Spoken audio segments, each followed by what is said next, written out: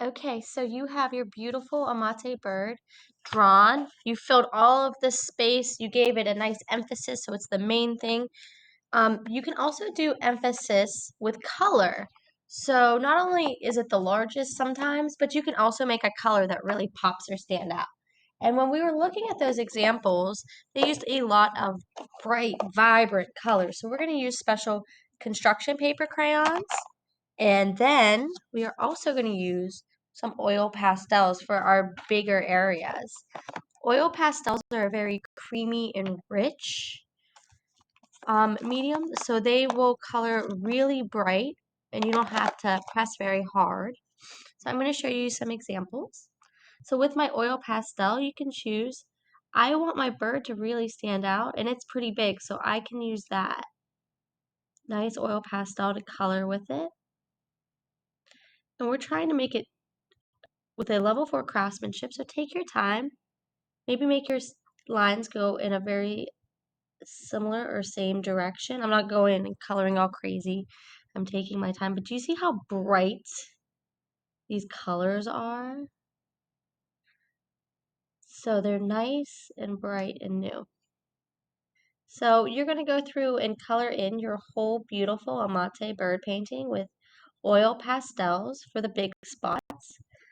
And then some of the places you might have little areas that might be pretty hard to color with these. So for those little tiny areas, you can use the wonderful construction paper crayons. And they also, if you take your time, they color really nice and bright too. They're a good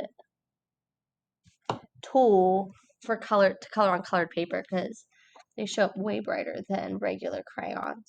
Okay, but the big thing is that you're going to use your level 4 craftsmanship and take your time.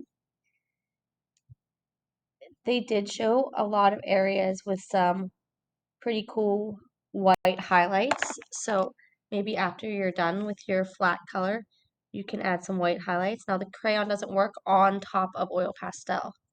The crayon will only work on top of other crayon. But watch this.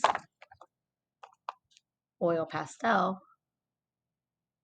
will work on top of oil pastel. You can add some more details if you want, just with some lines.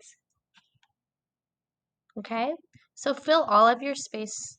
And then if you get done early and say you have a few extra areas around the corners or the top and bottom, maybe think about making some pattern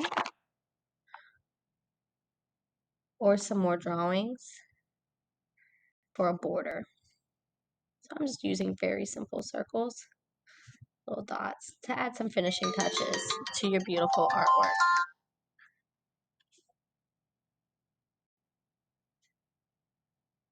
Okay, so it's up to you what colors you want to use today. Remember, you want your emphasis to stand out.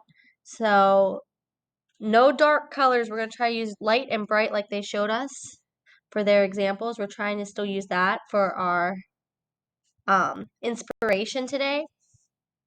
Let's get a little, just something extra, okay? So make sure you color in everything first, and then if you do have extra time, maybe go around and try to add a patterned border of some sort.